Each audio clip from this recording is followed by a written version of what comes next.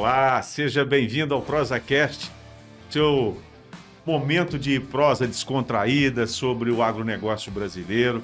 Aqui, nesse ponto de encontro, aqui nesse momento, é um momento onde a gente fala de tudo que envolve o agronegócio. E vocês bem sabem que, hora ou outra, a gente fala sobre a EVeicultura brasileira, nossa região que tem um papel tão importante nessa cultura. Aqui, são processados a maioria da borracha brasileira, né? Aqui na nossa região, no estado de São Paulo principalmente. A produção aqui é muito importante e o papel social dela também é extremamente relevante. Então, é uma cultura que precisa de muita atenção. Mas a gente sabe que é uma cultura que vem enfrentando enormes desafios. E hoje a gente vai ter um convidado aqui que vai poder nos dar um ponto de vista diferente de quem está lá, na raiz, na extração do látex. Né? A gente sempre recebe aqui amigos da Apotex, amigos que falam sobre o setor com propriedade, amigos da Câmara Setorial em Brasília. E hoje a gente conseguiu trazer o Antônio Gerim, né? O Antônio Carlos Gerim e o Natalino. O Natalino, que é o presidente da Associação do Movimento Nacional de Produtores e Sangradores da Borracha Natural.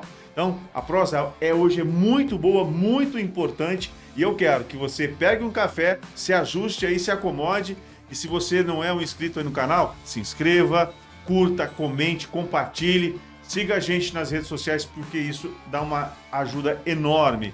Assim a gente continua produzindo esse tipo de conteúdo para você assistir no momento que for mais conveniente para vocês. Fechou? Então, ó, senta o dedo lá e pau.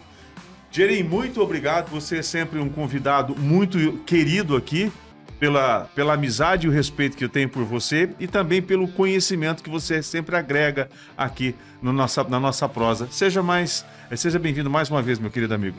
Cláudio, muito obrigado pelo convite novamente e venho com o maior prazer, porque eu acho que uma das ferramentas de maior defesa do setor nosso é a informação. Né? Produtor bem informado, sangrador, parceiro bem informado, ajuda muito no progresso e na viabilidade dessa situação toda que nós vivemos. Perfeito. E Natalino, seja bem-vindo. Fazia tempo que eu estudava a oportunidade de trazê-lo para uma prosa. Você que faz um trabalho muito bacana lá na base, né? Juntamente aí com os seus parceiros. Então, seja bem-vindo aqui ao ProsaCast. Boa tarde, Cláudio. É um prazer nosso estar aqui. O Movimento Nacional tem essa intenção aí, de estar participando e mostrando para a nossa próxima classe, que é na base, o que está acontecendo. Né? E a participação nossa, esse foi o nosso sentido de se criar. Prazer nosso estar por aqui, sempre precisar. Vou contar muito com vocês. Bom, para vocês que acompanham a EVeicultura, o Movimento, né, Nacional de Produtores e Sangradores da Borracha Natural, ele, durante o ano de 2023, foi muito agitado, com enormes repercussões no Brasil inteiro, diante daquilo que estava acontecendo na época, e continua acontecendo, gente, continua acontecendo até hoje. E vocês tiveram apoio de muita gente, vocês foram em lugares que jamais tinham entrado, né? Essa é a verdade. Eu queria que você falasse, o Natalino, como é que foi esse ano de 2023 e se de lá para cá a coisa andou para melhor? Sim, na verdade o movimento ele já existiu em 2023, mas sem relevância. Sem relevância, porque você não tinha para quem, com quem reclamar, com quem você... Nem pro Papa? Você não conseguia, nem pro Papa. E a gente, com um grupo de sangradores, produtores, sentando, vamos conversar, vamos achar um caminho.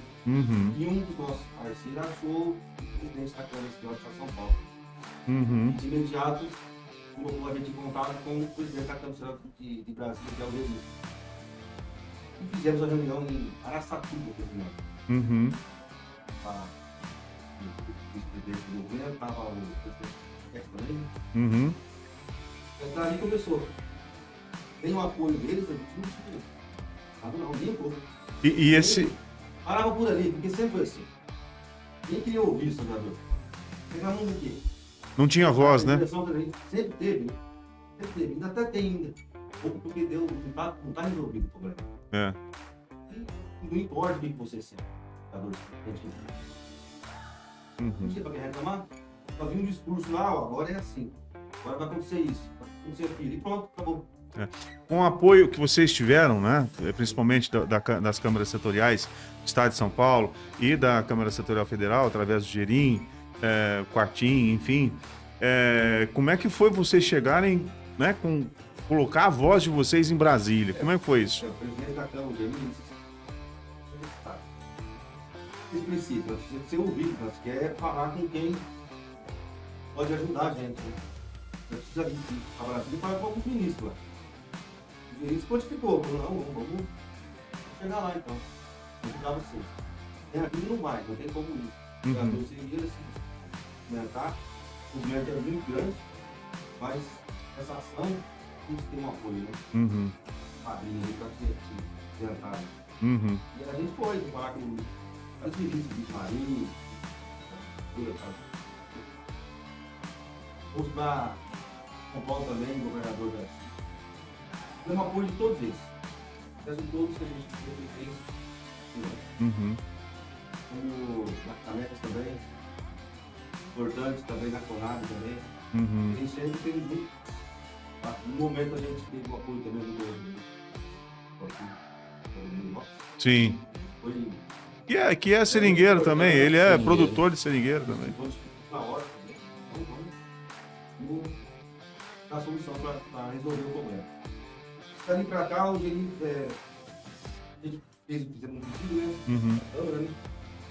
A gente colocou em votação lá e a gente teve uma representação lá na Câmara. Extremamente importante. Para uma classe que não tinha nem voz. Tá lá em Brasília já é um grande passo. Das decisões, né? Agora tem o valor também. Esse problema foi importante demais. Ô Natalino, naquela época, você se lembra, assim, mais ou menos, qual que era a primeira reivindicação, que era a coisa, assim, necessidade primeira de vocês naquela época? Quando você grita, você escuta, você fala o quê? É você reconhecido. Foi o primeiro... Reconhecimento. Perfeito. Vamos lá. Isso aí. E a gente, a preocupação nossa maior é a classificação do campo. E aí a gente começou a participar das ações, que é importante para ministrar o impacto aqui no campo, lá no campo, os valores lá. Para quem é que sente a dor principal, tá lá. A gente foi pro 7 anos de participação nisso, foi levado e amenizou, porque o resultado veio agora. O nada é rápido, né? E a gente vai dar uma amenizada, eles vão ter o fôlego para nós. Mas passou por bastante cuidado. Houve um momento, Natalino, que me preocupou muito, porque nós tivemos, né, Gerim, o período do Covid, foi terrível, né? Nós tivemos essa questão de preço, essa questão da vinda da borracha, a questão tributária, borracha de outros países.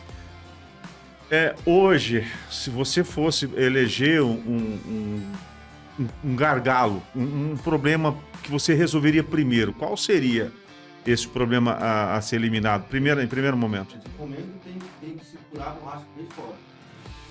É uma borracha que se valoriza. Tem uma alta oferta, nosso preço cai muito. E o que a gente faz? Para adoecer, no máximo, não pega minha borracha também.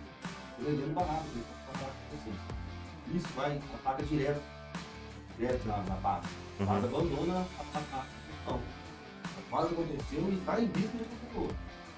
O Gerim, isso me preocupa. Isso que ele está falando agora me preocupa bastante, porque parece que não tem sossego, né? Não tem solução imediata e sempre uma coisa nova, diferente, sempre segurando a borracha brasileira e principalmente sufocando os sangradores.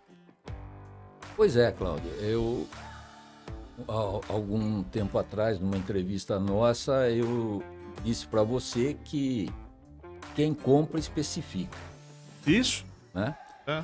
E é uma covardia, porque se você imaginar, como o nosso Awad fala, da porteira para dentro, e o pessoal que compra do portão da fábrica para dentro, a diferença de poder entre essas duas situações é muito grande. O Estado existe para equalizar isso, tá certo? Tentar equalizar. Você tem que entender que a iniciativa privada, ela não está para fazer nenhum benefício social, ela está em busca do lucro. O cara que é colocado na presidência de uma multinacional, ele não vem para distribuir, ele vem para melhorar o desempenho do anterior. E aí é o problema, porque ele estipula os custos dele, quanto ele vai pagar, né? Ou ele importa ou ele compra. Daí a indústria de transformação, que são as usinas, coloca uma margem dela, e a margem toda é feita em cima do produtor e sangrador. E não tem aonde, não tem defesa. Né? São pouquíssimos que compram, é uma armadilha do sistema. O que eles fazem no campo tem preço, mas não tem valor. Explico melhor. O que se produz na fazenda só interessa para 10, 11, 12 usinas, não sei mais quantas são. Depois que elas beneficiam o que nós produzimos, aí sim vira GEB, e aí tem valor no mundo, aí você vende para o mundo, aí tem valor. Então, se a turma vier com preço, nós não temos nenhuma ferramenta para fazer uma melhora e fazer ela adquirir valor de algum beneficiamento. Não tem. Uma vez eu tive um embate desse, e eu fui um pouco desagradável, porque eu falei para o cara: você quer que eu melhore, que eu valorize minha produção? Conta para mim como é que eu tenho que entregar para você o produto da árvore, que é fedido, tal. Como é que eu melhoro? Como é que eu agrego valor? Aí o cara, né? Eu falei, pois é, antes da gente falar, a gente tem que saber da possibilidade nossa. Porque se existisse alguma coisa que o sangrador pudesse fazer e o produtor pudesse fazer para valorizar... Ele já estava fazendo. Estava fazendo. Não tem o que fazer. Bom, e aí você não tem como melhorar. Você não tem para quem vender. Aí vem o preço muito baixo. Se você não sangrar naquele dia, no outro dia a árvore não vai dar o dobro para você, certo, Natalina? Muito pelo contrário, ela começa a produzir menos. E ela vai criando galho, folha, árvore, quer dizer, e ela aproveita a seiva em benefício próprio. Então é aquilo que eu falo, ou é pouco ou é nada. E vai vender para quem oferece praticamente os mesmos preços, né? É muito difícil a situação assim, e eu acho que nós, vou voltar a falar disso, se você me permitir, esse decreto que está sendo terminado praticamente, e eu digo para você que nós vamos ter que render muitas homenagens ao Dr. Guilherme Campos, pela lucidez que ele teve, e perceber que o Ministério da Agricultura sozinho não resolveria o problema, agregou outros ministérios que fazem parte... Faz todo sentido. E montou, a hora que for assinado esse decreto, eu tenho esperança que ainda esse ano a gente consiga, vai se montar um grupo de gerenciamento da produção de borracha. Mas eu queria fazer um parênteses, voltando no começo da conversa de Natalino. Você veja, o sangrador extrativista, ele tem, eu não sei como é esse nome no Ministério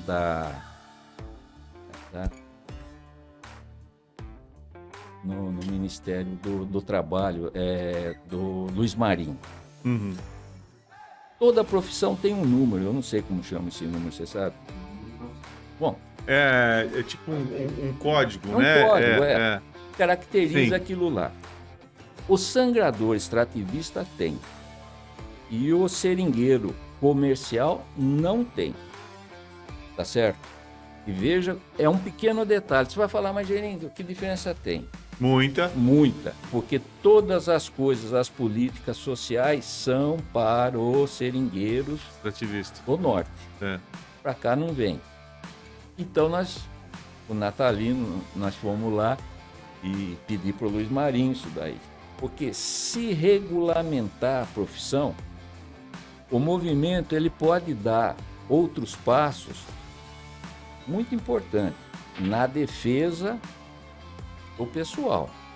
Porque era um movimento, virou uma associação, foi lá no ministro Luiz Marinho, que nos recebeu de braços abertos, porque é um governo dos trabalhadores, tá certo? Né? Inclusive, foi muito boa, né? Nós pedimos esse número, essa regulamentação.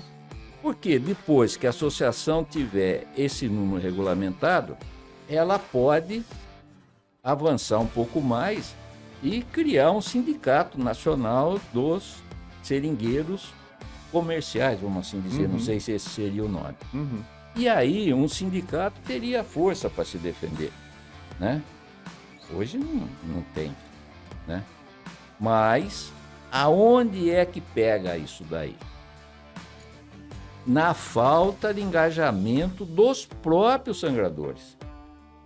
Eles têm uma associação que tem uma mensalidade que é ínfima. E eles não pagam. Aí você fala assim, mas por que você não foi para Brasília para resolver, para terminar essa conversa? Não tinha recurso. Não tinha recurso. Então, maná caiu uma vez só do céu. É importante que... Engajamento. É importante, antes da gente começar essa prosa aqui, eu perguntei, né? Eu estava comentando que as pessoas precisam ter um objetivo. Né? Qual é o seu objetivo? Eu quero me manter no mercado. Mas como se manter? Uma estratégia de sobrevivência, porque é basicamente isso, ou você quer viver mês a mês? Né? Qual é o seu objetivo? Por exemplo, você tem contrato de fornecimento? Não tem. Eu fico ao sabor do vento. Então, você não tem objetivo. Só tem objetivo aquela pessoa que faz uma estratégia, um planejamento, que lá na frente ela tem lá. Ela está passando mês a mês, mas ela está olhando para frente, para o alvo dela, o objetivo dela. Né? Então, se você, por exemplo, tem uma associação e você faz parte dela, mas não contribui, vai cobrar o quê? Como é que você quer que as coisas aconteçam se você não colabora? Nem para subsistência, para manutenção da sua associação. Não é da minha. O problema não está aqui no jornalismo. Está aí. Está aí, no Seringal. Então, como é que você quer que eles resolvam as coisas? Vocês não dão, no mínimo, as ferramentas. E eu vou te fazer uma pergunta. Vocês hoje, como qualquer mercado, é da compra e venda. Como é que está o mercado hoje lá na lavoura, lá no Seringal? Como é que está hoje? Esse ano viu mas ele está oscilando muito. Por algumas razões que a gente precisa entender melhor. Existe uma mudança de negociação, porque é bimestral. Mas o comprador ele se sente à vontade de achar necessidade de eles pegarem e ele põe o preço. Põe o preço. E o pessoal está tentando se manter. Pegando. Algumas empresas da cooperativa, por exemplo, seguram por isso. Alguns atravessadores seguram por isso. Mas que diretamente é a indústria. Não consegue pagar o que ela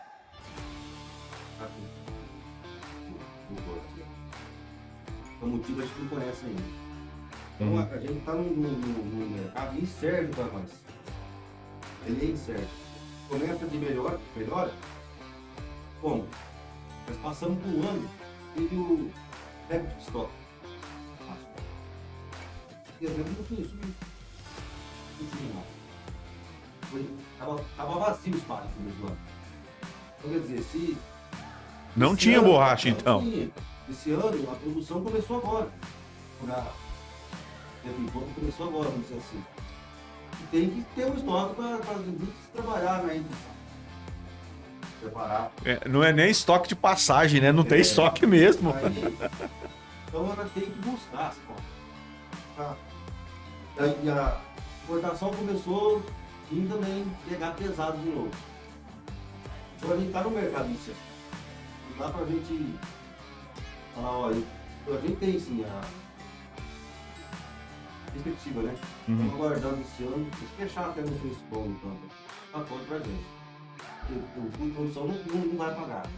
Mas sendo satisfatório para manter, e deixar o produtor sem segador, que vai ficar sem segador e aí não vai ter borracha. Natalino, a gente sabe, e não é de hoje, a produção, o custo de produção é maior do que está acontecendo aí. Entendeu? O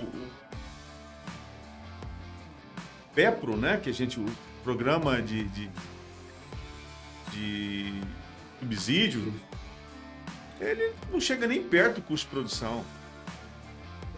Uma coisa você sabe, com certeza eu posso dizer. Você sabe, você não sabe quanto você vai ter de lucro. O que você sabe, quanto você vai ter de prejuízo por quilo. Agora, que setor se mantém dessa forma, Gerim? Na construção civil, você que é uma pessoa que tem bastante experiência na construção civil, se você constrói um imóvel hoje dando 20% de prejuízo, aí no ano seguinte você constrói outro dando prejuízo de 30%, aí no terceiro ano você tem um lucro de 10%, você teve 10% de lucro, então? Não. Você falou agora, eu me lembrei de algumas décadas atrás, que eu era engenheiro de hidrelétrica, e o dono de uma das maiores construtoras do Brasil na época, numa reunião, a gente queria fazer mais uma ensecadeira, mais não sei o que, tal coisa, e ele falou muito calmamente, pode parar, porque é o seguinte, uma construtora sem obra não quebra, com obra ela quebra. Então, a seringueira é que é um problema social aí, você entendeu? Mas eu não vejo nenhum produtor mais, de uma maneira mais ostensiva, trocando caminhonete, reformando casa. Não faz mais. Não tem, né? Você está dilapidando o seu patrimônio. E eu vejo a outra ponta nadando de braçada, né? Então tem um descompasso aí. Né? A balança está desequilibrada, né? Tá muito desequilibrada.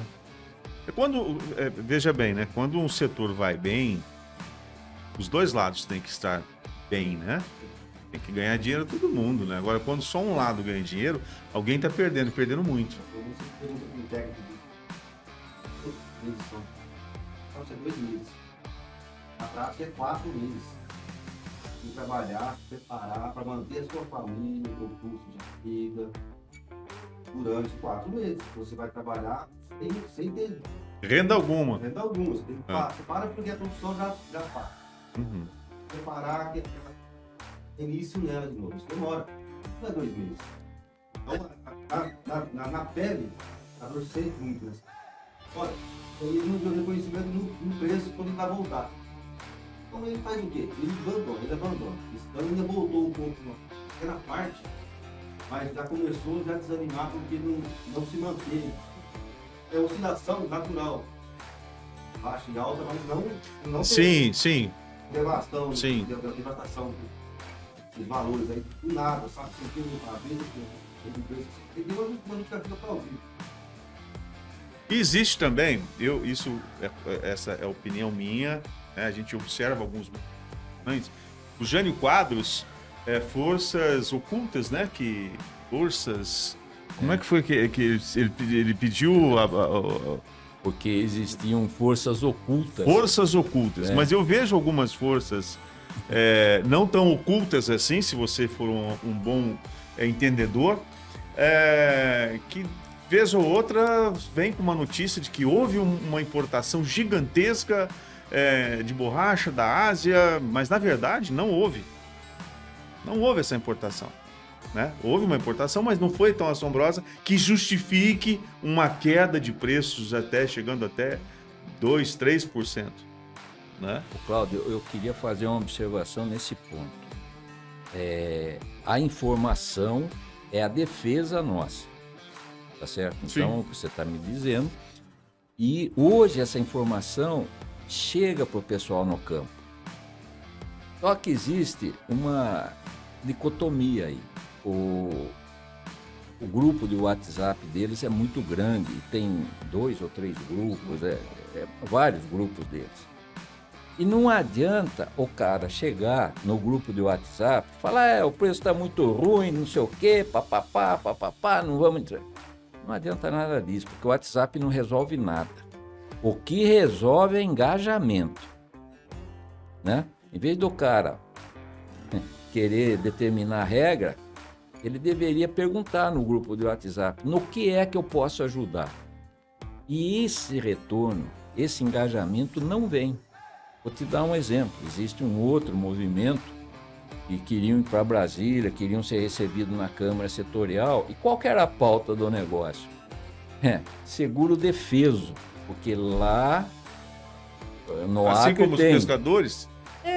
Mas sabe quanto é o seguro-defeso para 3, 4 meses? Porque lá o seguro-defeso é o seguinte, eles não conseguem andar na selva chovendo. É extrativista. É R$200. Bom, daí queriam fazer um negócio, um movimento sem nexo para uma cesta básica. É tudo coisa que não resolve. Por exemplo, Natalino, ele tem uma visão ampla do problema. Ele vai para Brasília, ele conversa com o ministro, governador, secretário, briga, discute, faz um rolo aí, faz um movimento. Então ele tem uma visão global do problema. Então não adianta o cara achar que uma cesta básica que o governo vai dar vai resolver. É uma bobagem. Seguro-defeso, não. O produtor e o sangrador, juntos, eles têm que ganhar dinheiro o suficiente para passar a entre-safra bem. Tá certo? Se não tiver viabilidade para passar entre safra, alguma coisa está errada. Tá certo?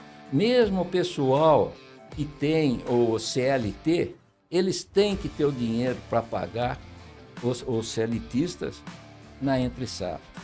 Se isso não está dando certo, é porque tem algum lugar que está dando prejuízo, certo, Natalino? Tem um cano estourado jogando água fora.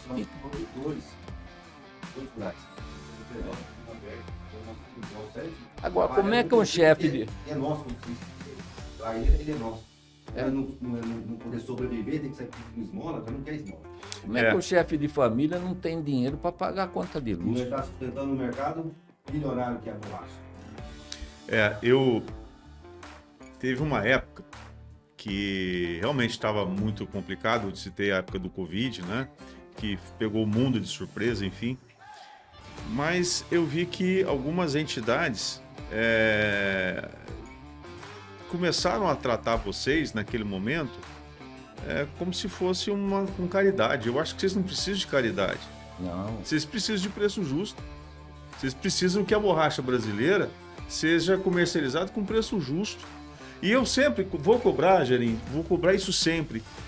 Principalmente para as montadoras que querem um carro sustentável. Vocês vão comprar borracha sustentável, começar a fazer pneu sustentável de verdade quando? Comprando borracha da Ásia? Vocês querem enganar quem? Se a borracha brasileira ela atende os requisitos de sustentabilidade, tem o papel que ela tem, o socioambiental, e vocês vão comprar borracha da Ásia? Ou só pode ser brincadeira isso. Sabe? Vamos começar a valorizar a borracha brasileira. Não é? Então vamos parar de hipocrisia, gente. Chega de hipocrisia. Chega de um lado só ganhar. Chega de jogada de mercado. Chega de puxar a perna de quem já está lá embaixo pisando no chão. Chega de sacanear o sangrador.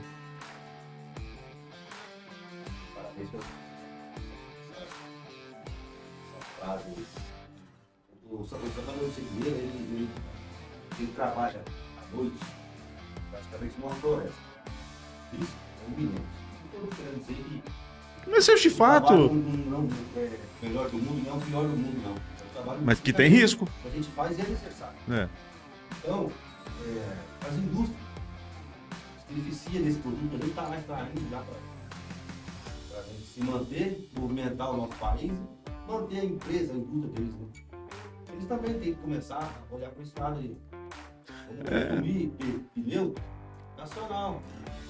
Borracha nacional, né, Gerim?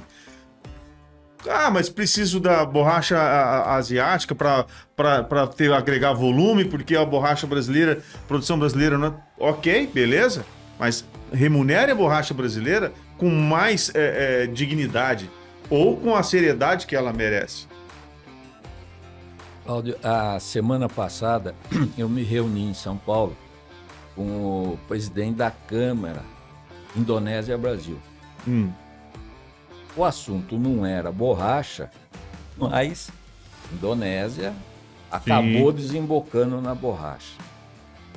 É impressionante o sistema de proteção que o governo da Indonésia dá para a atividade. Bom, e desde o cara no campo, ele ganha um subsídio para plantar, o governo paga um subsídio da madeira que ele extrai, desde que ele replante, e aí a muda é subsidiada também, quer dizer, é uma atividade fechada. Aqui no Brasil, bom, primeiro que não tem quem compra a madeira nossa para fazer um uso mais industrial. De melhor uso, vai virar cavaco para queimar em caldeira. Não tem nenhum incentivo para arrancar seringais velhos, não tem nenhum incentivo para plantar novos seringais, não tem nenhum financiamento com um prazo de carência de 10 anos, taxa baixa. Bom, o que aconteceu lá na Indonésia? Eles tinham N fábricas de pneus. Quem me falou foi o presidente da Câmara. De repente, eles faziam pneu porque eles usavam a borracha própria deles. É bastante. Em vez de vender a borracha, vende o pneu. Muito melhor, agrega valor. Né? Cara, foram lá, compraram 90 e poucos % da borracha, da produção. E ali presente, inclusive, tinha uma pessoa que eles têm lá um triciclo que chama tuk-tuk, não sei o quê, e tem o pneuzinho do tal do tuk-tuk, né? E o cara ficou...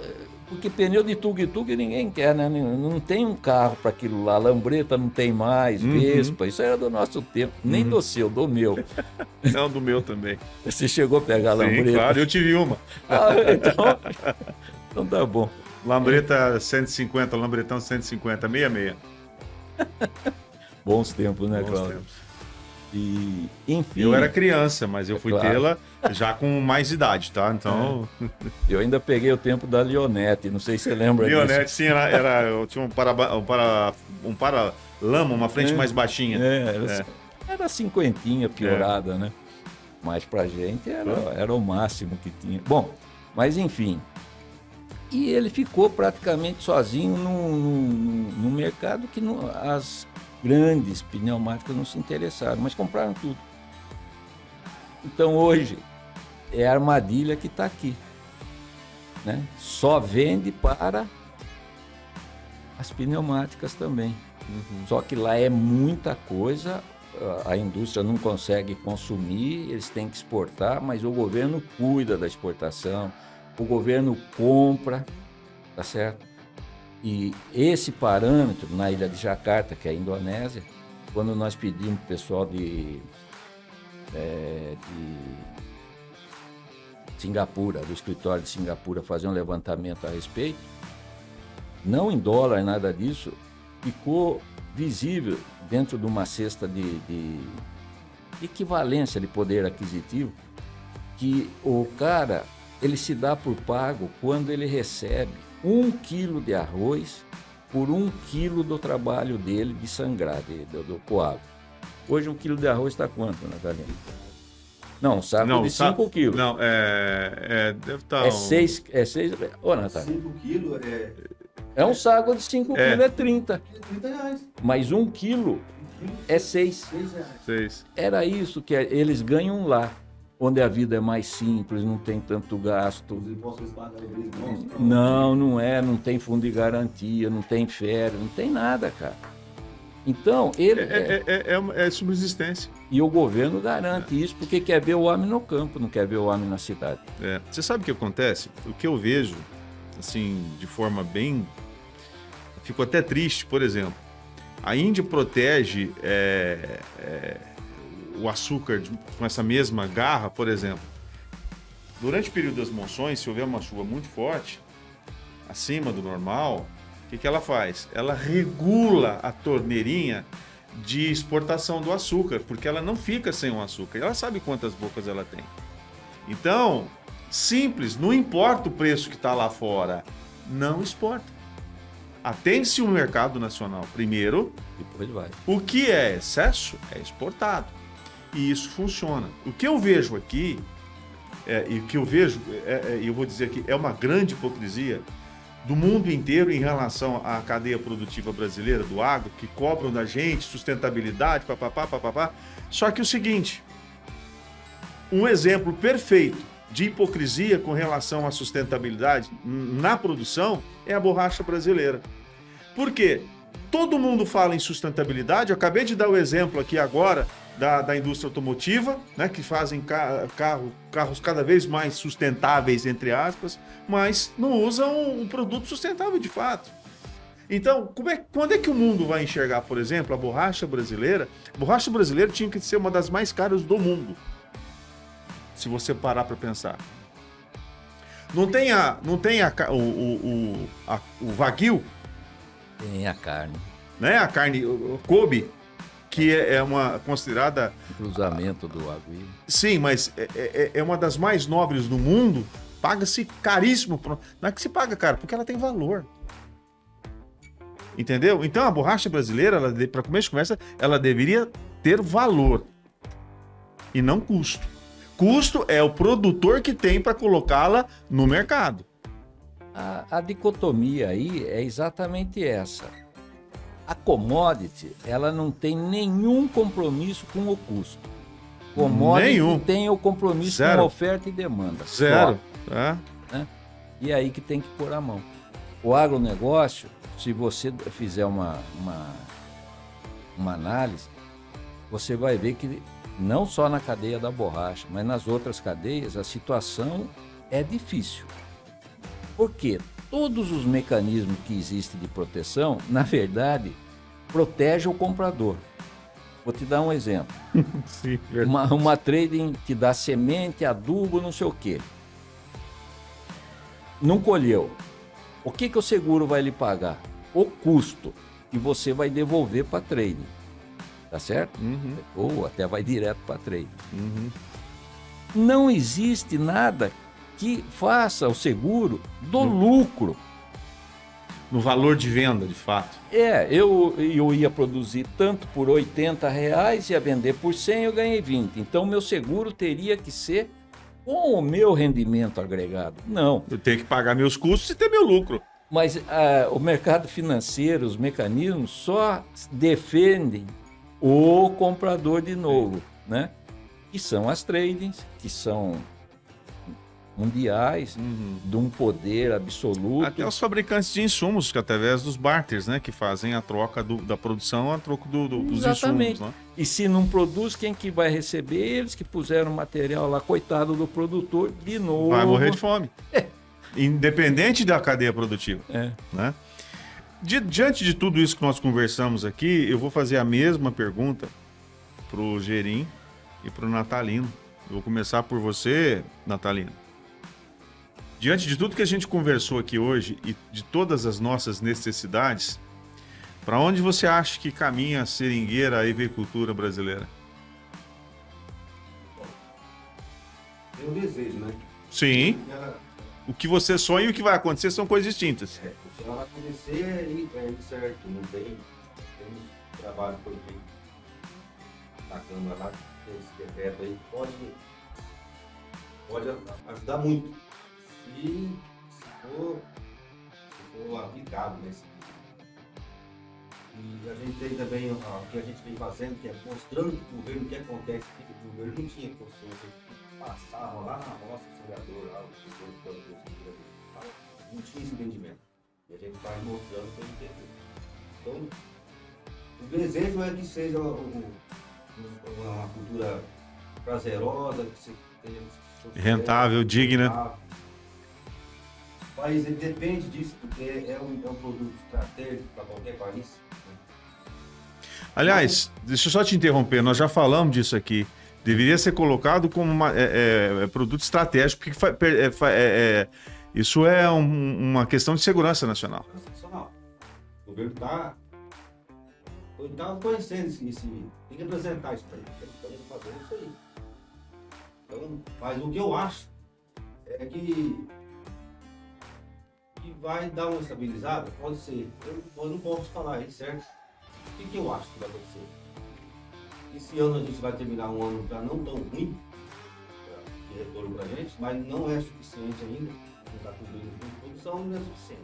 A empresa no Brasil nenhuma sobrevive sem cobrir o custo de produção. Né? Então vai ser essa briga. E o risco é que o profissional sair do campo. Acaba borracha. Não tem borracha. Não tem uma máquina que vai e faz o serviço da altura. A modernidade está chegando, a tecnologia chegando, mas a mão de obra é essencial. Né? Então esse é um risco que eu tenho medo que aconteça. O risco real. Já quase aconteceu. E quem está provocando isso? Quem usa, se beneficia desse produto. Né? A gente precisa olhar para o trabalhador do campo. Porque sem ele, ela vai fechar a porta e fazer outra coisa. Entendi. Então a gente tem esperança. Confia muito no trabalho que foi feito até agora, né? Pode ser solução. Pode ser solução, eu espero. Gerim, mesma pergunta para você. Né? Para onde caminha a agricultura brasileira? Eu sou um otimista por natureza. E quando me dispus a me expor, porque nunca tinha tido nenhuma posição pública, nenhuma colocação como eu resolvi fazer, aceitando ser presidente da Câmara Setorial. Nunca. Né? Tive N oportunidades e nunca aceitei absolutamente nada, porque não tinha dentro de mim um objetivo. Eu acabei aceitando ser presidente da Câmara Setorial lá em Brasília e disse às pessoas que estavam me apoiando e me pedindo: eu só vou se eu puder ser 100% produtor e sangrador. Enquanto não acertar a fazenda, o primeiro elo da cadeia, eu não converso com os demais, porque era uma anomalia o que acontecia, era anômalo. Não terminou, ainda existe muita coisa, mas muita coisa foi debelada. Tá certo? Você lembrar de 4, 5 anos atrás, muita coisa foi... Houve um avanço. Houve, mas é difícil. Até por conta da falta de engajamento também, não é só deles, é nosso também. Falta de engajamento e falta de comprometimento não é só do sangrador, não é só do produtor, inclusive das pessoas que estão aí por trás de algumas empresas e até mesmo de algumas cooperativas, infelizmente. Então, algum tempo atrás, teve um estudo na Conab, de um técnico que eu rendo minhas homenagens, que se chama Gotardo, já falei dele, né? O cara recebeu o prêmio da Bolsa de Valores de Nova York, quer dizer, maior ícone de livre comércio, capitalismo, todo esse negócio. E ele chegou na conclusão que nos moldes que está, é inviável. É inviável. Ou muda, porque acaba. Eu, por exemplo, você me fez a pergunta de obra, tal e coisa, eu sou um homem que estou de saída da atividade. Da agricultura. se esse decreto é a bala de prata, se essa gestão do mercado não conseguir ir para os efeitos que eu quero que vá, que é chegar dinheiro no campo, viabilidade, lucro, depois ela tem que vir para dar lucro para a usina, viabilidade, todo esse negócio. E viabilidade para as pneumáticas. O que não pode é o cara que compra determinar a regra em cima de... É uma inversão esse negócio. Eu não tenho preço. O preço vem dado. Ou eu quero ou não quero. Aceita ou não aceita. Se não sangro, fica na árvore. Se eu sangro, tem que entregar. Eu não tenho opção como produtor, como sangrador. Certo, Natalina? Isso teria que ter regra. Então, eu jogo todas as minhas fichas nesse decreto. Mas a mudança de hábito da cadeia também é muito importante. Como eu falei, ninguém tem empresa para ter assistência social. Não é isso aí. Eu quero que eles ganhem. Mas não precisa esboliar, não precisa moer com tudo. Quer dizer, tem margem. Tem margem, né? Uhum. Então, hoje... Eu sou cético a respeito do futuro. A borracha já tem, viu, Natalino, esse status de produto estratégico, ela já tem. Tanto é que o Ministério da Defesa foi convidado a fazer parte desse comitê gestor da borracha. Organizado pelo Guilherme Campos? Pelo Dr. Guilherme Campos, isso. E por quê? Me parece que é o único estoque que não é divulgado pelos Estados Unidos, e eu não tenho 100% de certeza no que eu não vou te falar, mas os Estados Unidos diz quando tem de soja, petróleo, não sei o quê. Borracha ele não diz. Bom, fecha o olho e pense no país sem borracha. Estamos em 1.500 de volta. Porque quando você sai de uma safra para outra, né, você tem as suas estimativas de colheita, de fechamento de safra, o estoque de passagem, né, que é aquele estoque de uma safra que vai para uma safra para outra, que você vai juntar. É realmente o que o Gerim falou, você fica sabendo de milho, de soja, dessas commodities, mas de borracha eu realmente nunca vi.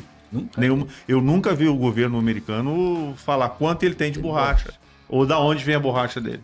Estoque regulador da Indonésia, da Tailândia, você também não ouve, sabe que tem. Não. Aí eles falam, abaixou o estoque, não sei o quê. Daí o preço já sobe imediatamente. É muito sensível, borracha é muito sensível. Borracha e açúcar. Açúcar, eu não tenho noção. Açúcar é bem sensível também. Isso é muito sensível também. Então, mudar hábitos é uma das coisas mais complicadas. Né? Porque mãe, para mudar hábito do filho, tem que dar chinelada, né? Mas não pode falar que tá dando chinelada. Agora, mas o governo vai ter que dar algumas chineladas aí, porque senão não vai mudar hábito, sabe? Eu acho que o governo tinha que retirar as distorções que existem, os vícios e principalmente aqueles que estão se utilizando disso, da boa fé, da cadeia produtiva, porque, como você mesmo disse, vocês estão lá na boa fé produzindo, buscando a sua subsistência, a sua sobrevivência. Enquanto houver atravessadores, cooperativas que não cumprem o seu papel de fato, como é que você pode pensar que esse setor vai sobreviver? Né? O engajamento, né? Esse engajamento que o Gerim falou aqui. Se você aí depende da informação, do trabalho, por exemplo, que o Natalino faz, né? Das reuniões que ele faz com as câmeras setoriais, com os empresários, com o executivo, com o legislativo, se você não está aí colaborando, não se envolve, você está apenas fazendo o papel do vilão. Aquele que você critica, você está fazendo esse papel dele, usufruindo daquele trabalho que ele está conseguindo às duras penas. Então, se você não se engajar em prol do seu setor, amigo, sinto muito, vai fazer outra coisa. Você está no caminho errado. Desculpa. Não é, Gerim? É isso aí, tem que lutar. Gente, eu queria agradecer muito vocês aqui, a visita de vocês. Natalino, eu com certeza vou precisar ouvi-lo outras vezes, conhecer um pouquinho mais do que está acontecendo lá no campo. A gente espera que a gente mantenha esse canal de comunicação aqui, que você precisar, da informação que você precisar, que chegue até outros lugares, conte comigo.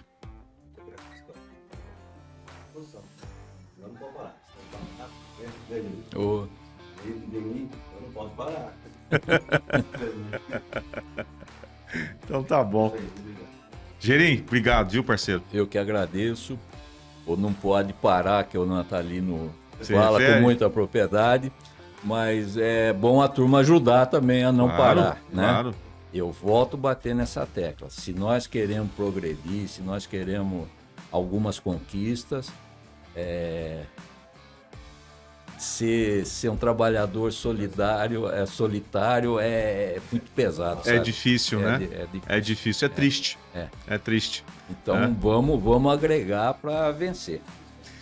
Gente, é com essas palavras, né? Vamos agregar para vencer, que eu vou encerrando a nossa prosa aqui, mas lembrando a você, não deixe esse trabalho aqui ser em vão. Então se inscreva no canal, curta, comente, compartilhe, faça com que essa ação, essa sua interação,